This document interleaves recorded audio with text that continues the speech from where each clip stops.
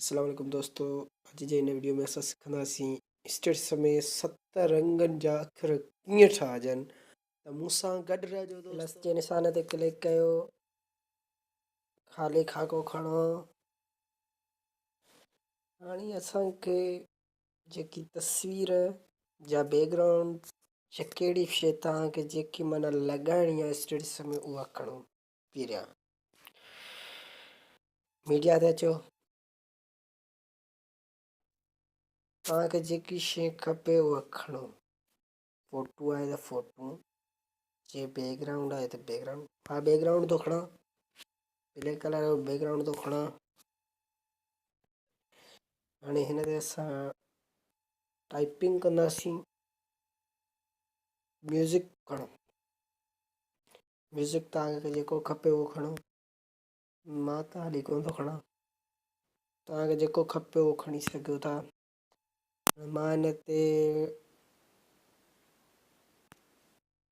चारई पासा वारो ई लॻाईंदुसि, गोल सर्किल। जेको बि टेक्स्ट तव्हांखे खणणो आहे उहो ग्रीन कलर में खणणो आहे, ठीकु आहे। जीअं असांखे 7 कलर में करण में सवलाई थिए। ये एग्जाम्पल तो रहता है, हिनखे जेतिरो करे था सघो। हीअ आहे निशान, ये ॾिसी था सघो था।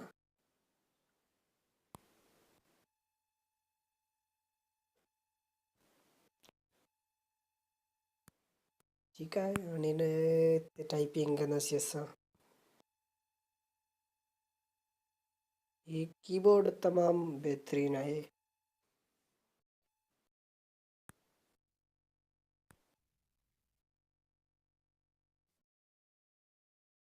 तमामु बहितरीनु कीबोर्ड आहे।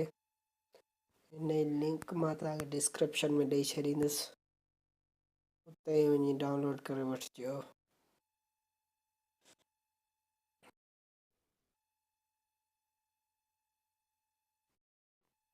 जीअं त दोस्तों हितां खां तव्हां वरी अखरनि खे चेंज करे सघो था, फ़ॉन्ट लॻाए था सघो।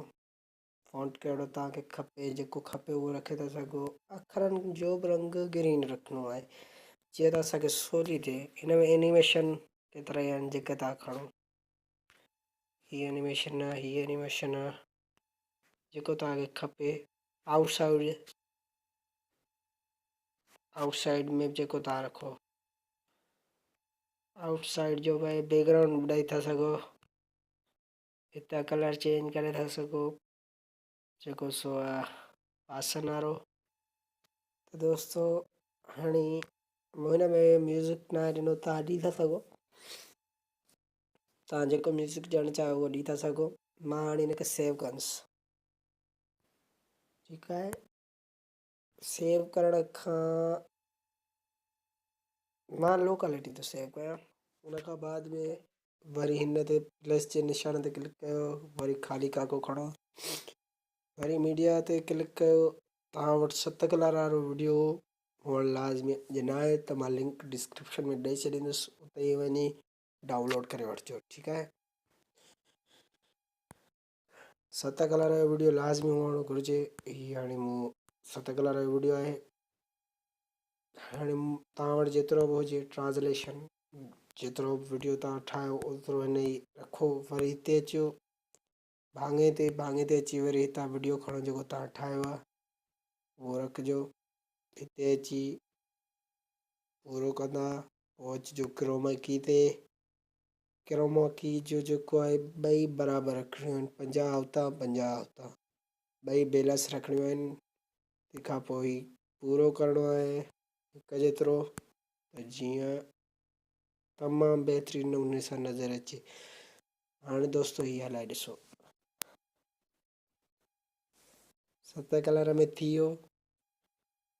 अगरि तव्हांखे को बि डाउट आहे त कमेंट बॉक्स में ॿुधाइजो, मां तव्हांजो सॉल्व करे छॾींदुसि। अल्लाह हाफ़िज़। अॻे वीडियो में मिलंदासीं। ख़ुदा हाफ़िज़।